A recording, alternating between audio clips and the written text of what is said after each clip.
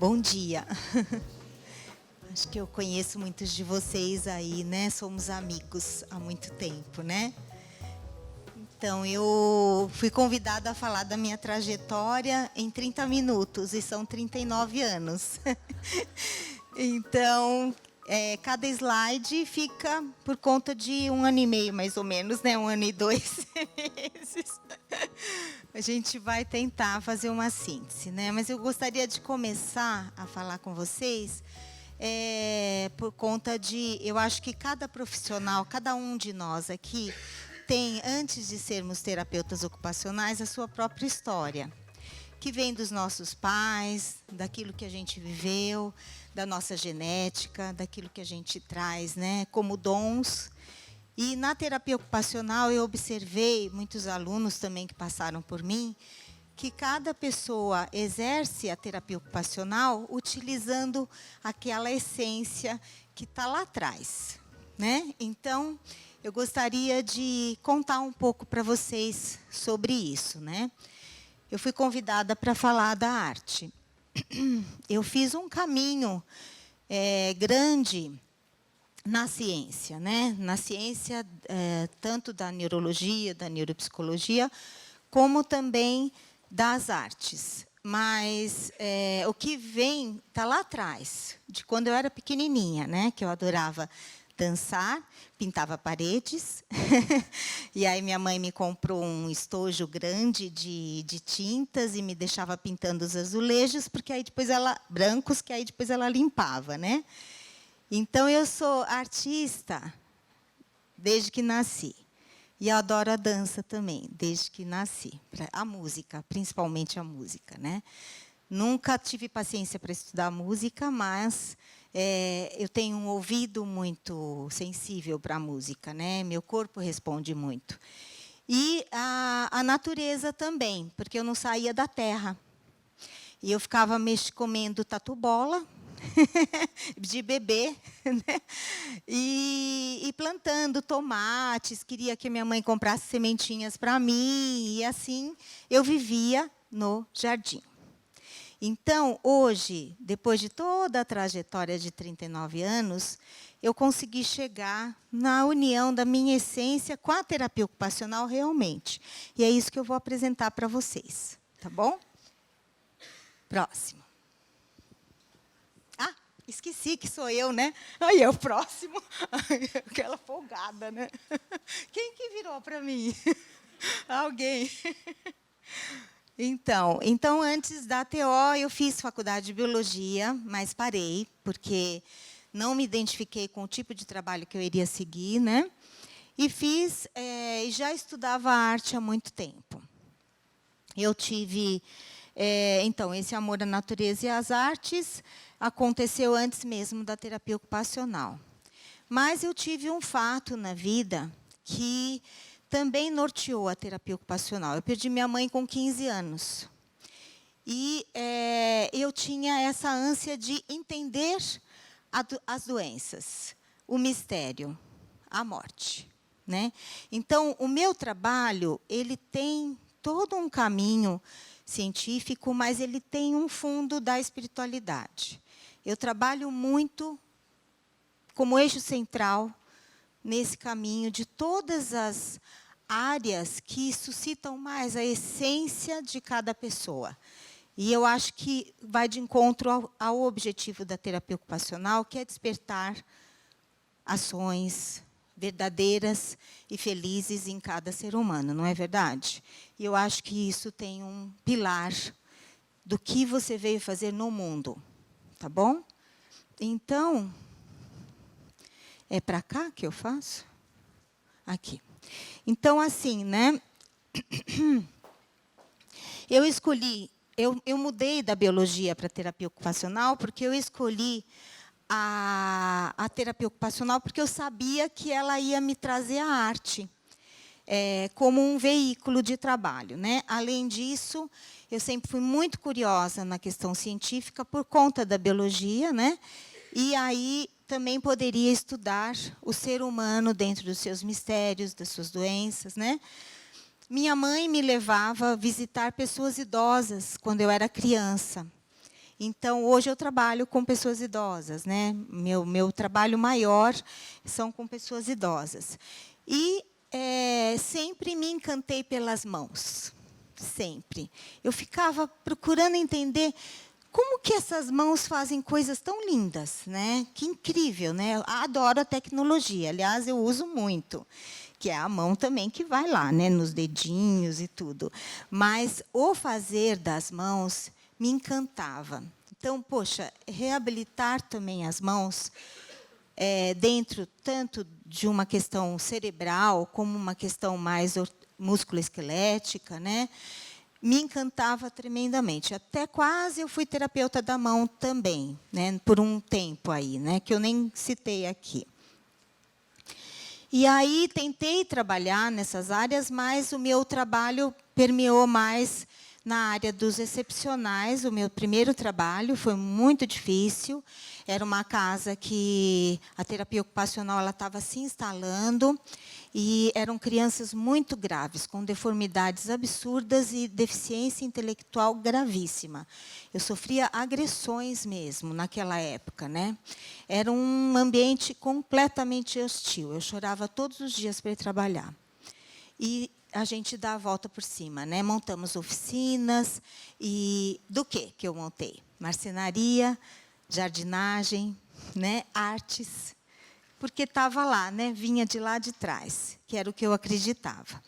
Daí, não podendo mais ir até tão longe, porque era bem distante da minha casa, eu consegui trabalhar no DMR e lá foi uma aula, né, assim, de possibilidades de tanto patologias ortopédicas quanto neurológicas. E entrei numa clínica particular, onde eu tive muito contato com pessoas com acidentes vasculares cerebrais. E estudando com o pessoal que fazia o Bobat, né, as físios que fazem o Bobat, elas foram minhas colegas de faculdade, trabalharam lá com a Sônia Guzman, né? Eu entendi um pouco mais o método e atuava sobre ele, mas ele não tinha certos resultados em alguns casos. Eu fui procurar saber. Como ontem até o Sérgio falou, né, na abertura, né, que primeiro só se via o movimento e depois fomos entendendo que existiam outras instâncias, né, e que são do cérebro. E hoje a gente integra até o campo sutil no nosso trabalho, né, outras áreas energéticas também, né, a medicina chinesa, enfim.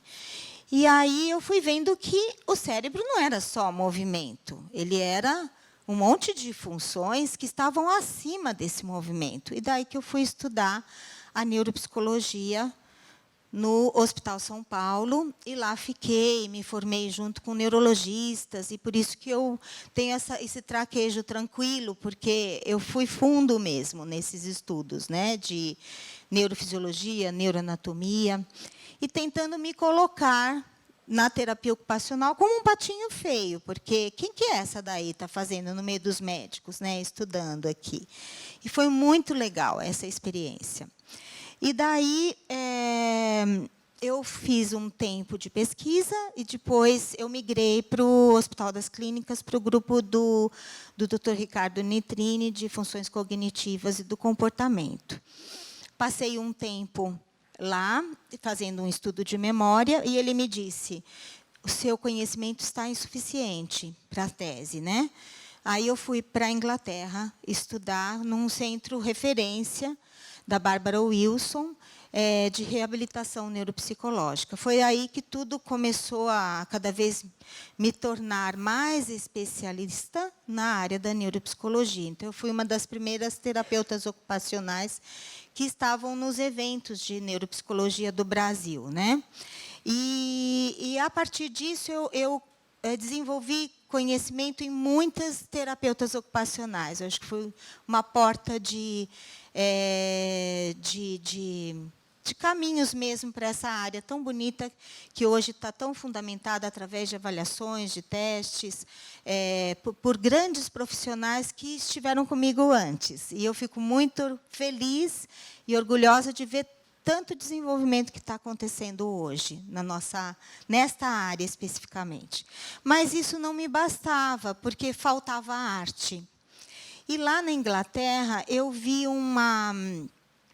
trabalhos no corredor, porque eu estava num centro super científico, né, de reabilitação, não tinha nenhuma figurinha, nenhuma obra de arte, mas nos corredores tinha. E eu fui procurar saber de onde vinham essas.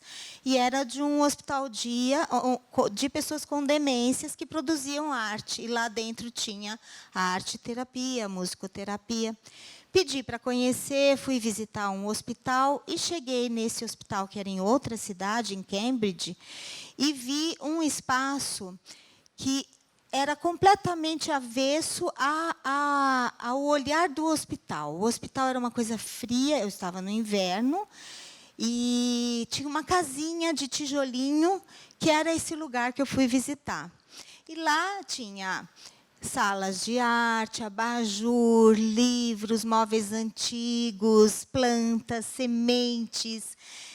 Eu fiquei encantada, né? E eles chegavam, os pacientes do hospital, totalmente apáticos, e começava a música e começava a arte, eles se transformavam. E foi aí que eu falei, não, é isso que eu quero para mim. E aí eu montei o Espaço Viver com Arte, voltando da Inglaterra, lutando por esse espaço, né? E então, enquanto eu estudava tudo isso, eu fazia cursos de arte, de história da arte, e também fiz jardinagem, paisagismo, porque eu não vivia sem as plantas. Mas eu também não entendia o quanto isso iria ser um dos pilares do meu trabalho. Tá?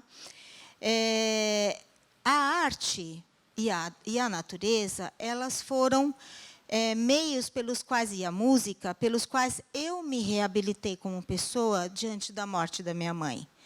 E eu vi esse poder. Eu era uma pessoa extremamente triste, né? Fechada em mim mesma, e a alegria veio para a minha vida.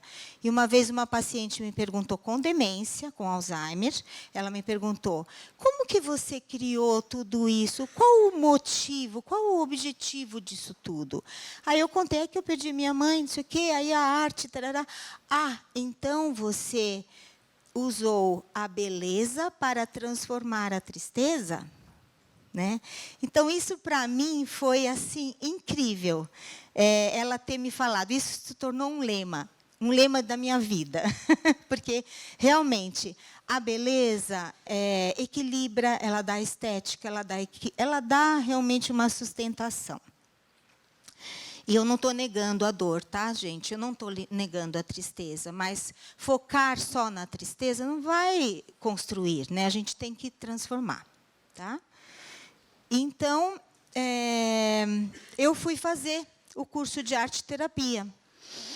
Tive muitos conflitos, não vou dizer que não, porque a arte está incluída na terapia ocupacional. E o que seria a arte-terapia? Eu, terapeuta ocupacional, já usando a arte e a arte-terapia. Como eu iria incluir isso? E realmente abriu meu olhar para um olhar mais sensível ainda a partir deste recurso, né?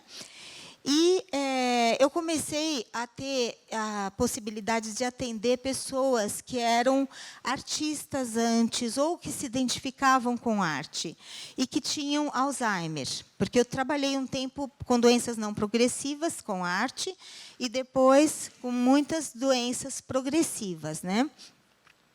E eu comecei a observar, dentro do meu conhecimento já pregresso na área da neuropsicologia, quais as funções do cérebro que suscitavam possibilidades na arte. E eu comecei a observar o quanto essas atividades eram também bastante estimulantes. Só que a arte ia além. Ela ia além. Porque muitas vezes, com a perda já considerável de funções cognitivas, transcendia um trabalho que o paciente se sentia feliz, na ordem do abstrato já, porque eles já tinham perdido figuração, eles já estavam apráxicos, agnósicos muitas vezes, e o trabalho era edificante, era algo que marcava na memória deles, né? Então, eu criei, ao longo desses estudos, esse curso de estudos da arte em neuropsicologia, que existe até hoje, ele tem 14 módulos num ano, E é esse percurso. O curso ele passa por tudo isso, passa por todas as funções cognitivas. Então, vocês serão sempre bem-vindos. Ele acontece aqui em São Paulo, no meu espaço. E me desenvolvi muito no estudo das mandalas, e fui desenvolvendo, paralelamente, jardins e observando os efeitos da natureza em mim e nas pessoas com as quais eu convidava para irem ao jardim, né? Então, falando um pouquinho do espaço, eu estou no tempo? Está tudo em ordem? Está ótimo, acho que vai dar, certinho. Eu resumi bem. Falando um pouquinho do espaço, né, eu tenho esse slogan, né, que eu acho bonito, que é um espaço onde a vida é trazida pela potência da arte. As pessoas que entram lá, elas sentem a arte em todos os poros ali, né? E eu tenho muito o modelo da Anísia da Silveira, né? O meu modelo é humanista, é íntimo, é familiar, muitas vezes tem animais também conosco, é descontraído, é livre, e os pacientes se sentem livres lá. E eu observei que eu fiz o caminho da neuropsicologia, avaliações, tudo bonitinho, estive em hospitais, desenvolvi um protocolo de arte no Hospital das Clínicas, né, que vai estar publicado num livro agora que vai ser lançado em fevereiro pelo IPQ. Então, a gente tem um caminho bacana aí da neuropsicologia em demências e que é extremamente importante. Mas eu não conseguia, muitas vezes, eu ficava bastante frustrada, porque chega um ponto que a gente não consegue reabilitar, porque são doenças progressivas. E a gente adapta e a gente orienta cuidadores, mas existe na casa do paciente, dos familiares, uma tristeza profunda por conta da perda que essa família teve daquele ente querido, né? Do que ele não é mais. Então, essa tristeza ela toma conta de possibilidades que poderiam acontecer naquela casa. E eu observei que, se eles tivessem um lugar que eles fossem mais felizes, eles voltariam para casa com outra qualidade. E isso tem acontecido. Eu, quando tratava sem a arte, eu tinha processos muito mais rápidos de piora. E hoje eles estão comigo há 5 anos, bem. São pessoas que convivem lá e estão produzindo. Vocês vão ver algumas fotos. Não pude trazer vídeos, porque senão ia tomar muito tempo, tá? E lá a gente não desenvolve só a parte artística, né, de expressão visual. A gente também desenvolve a expressão das emoções e de conteúdos cognitivos também, a partir da música, da dança, da poesia, de outras formas de convivência. Mas eu tenho 2 grupos de oficina da memória no espaço para pessoas que se interessam mais pela parte cognitiva. E esse trabalho também, eu estou com essas pessoas há muitos anos e elas estão bem. Muitas com diagnóstico e morando, tem 2 que moram sozinhas ainda, com acompanhamento das filhas, né? Então, eu fico realmente... Olha, eu sou a prova escrita, gente, que vale a pena. Vale a pena trabalhar e investir no idoso com demência. Vale a pena, gente. É só a gente é que sabe, né? O quanto vale a pena, tá? Aqui eu vou ler, que é o que eu acredito como eixo principal. Acreditamos na existência de uma essência pura, curativa, reorganizadora, que vem da verdade mais profunda de cada ser humano e que pode ser libertada, despertada, através de processos expressivos e criativos de múltiplas formas. Apesar das desvantagens e desequilíbrios, a cura, que nem sempre é física ou neurológica, pode ser alcançada em outros níveis, funcional, emocional, espiritual e de qualidade de vida. E aí a arte nas demências, né, ela sustenta as bases da personalidade, identidade e autoestima, promove uma comunicação não verbal, muitos às vezes nem falam, mas pela arte eles conseguem se comunicar, né? Oferece suporte, manutenção e prevenção, como eu já falei agorinha, né? E ela, em si, como recurso da reabilitação neuropsicológica, que vai trabalhar muito as funções cognitivas e comportamentais, ela é muito interessante, porque ela ativa sistemas motivacionais de alta intensidade. E o prazer dos estímulos que são gerados é muito forte, e isso fica na memória mais do que outras atividades. Tá? Em fases assim, eu acho que numa fase inicial das demências, o trabalho cognitivo é fundamental, né? A estimulação cognitiva. Mais para frente, eu já vou entrando com a arte já nessa fase, e mais para frente, aí a arte sustenta por alguns anos ou mais. Não são alguns, às vezes mais anos, né? E chega um ponto que não dá mais a arte. A música, ela está desde o início também, e é ela que vai sustentar o final. É impressionante o que a música promove no ser humano. Expressões que você nunca imaginava ver, né? Em pessoas tão comprometidas cognitivamente, tá? Os resultados dos trabalhos me fascinam a cada dia, refletindo em desenvolvimento cognitivo, motivacional, produtivo e social, inclusive com exposições, valorização e participação dos familiares, envolvendo intensamente prazer e alegria. Me fazem crer que esse é o caminho que quero e queremos, né, seguir e lutar para que os meios acadêmicos e clínicos possam reconhecê-lo e valorizá-lo.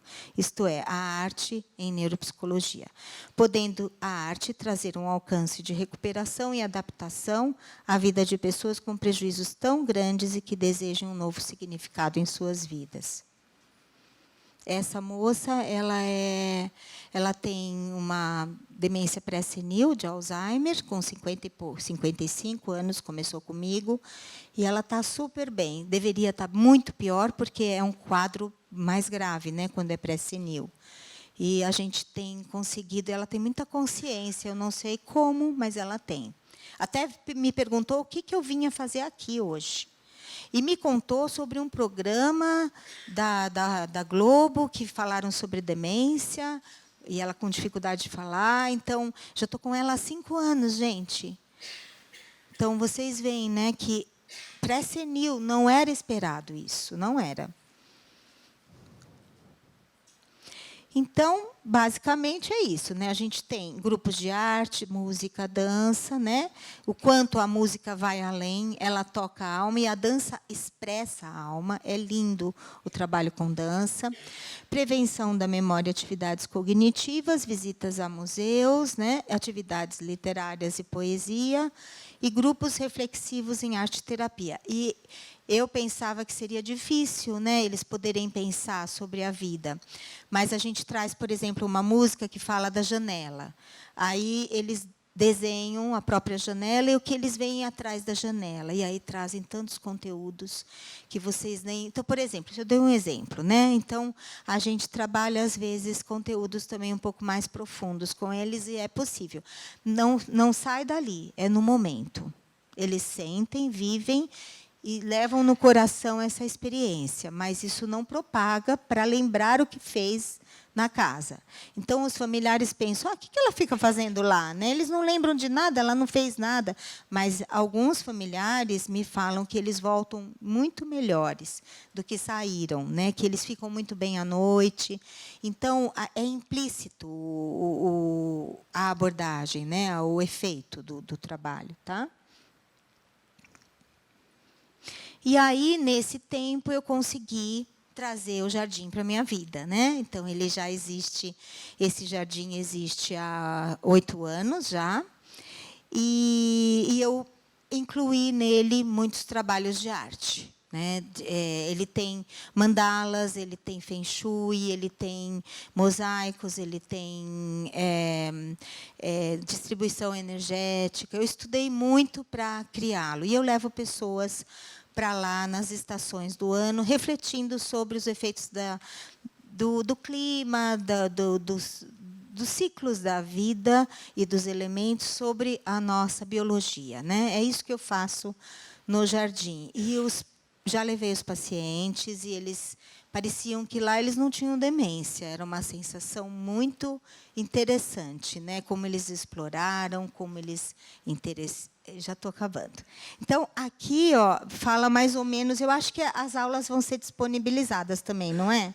Pelo Crefito, então. Aí já tem alguns contatos, alguns caminhos, né?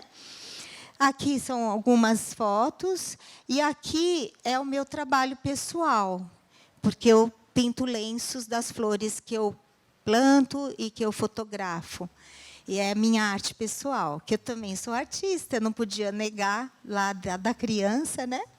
Então, eu quero que vocês sejam muito bem-vindos, tá? Tanto ao espaço em São Paulo quanto ao jardim, que não é em São Paulo, mas serão muito bem-vindos para conhecer o nosso trabalho. Agradeço, então, aos meus pais, a todos os meus antepassados, aos meus filhos, meu marido, a natureza, por me darem a arte e a capacidade do olhar sensível. Agradeço, em especial, ao poder da música e dos sons da natureza, que estiveram presentes em todos os meus processos de crescimento, intuição e criação. E a matemática da vida, que integra todas essas formas de energia com perfeição. É aí que está a cura, né?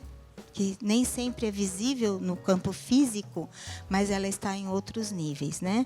E ela integra a música, a arte e a natureza na criação divina, que somos nós, como partes também da natureza. Mas o único ser vivo que produz arte é o homem. Obrigada, gente.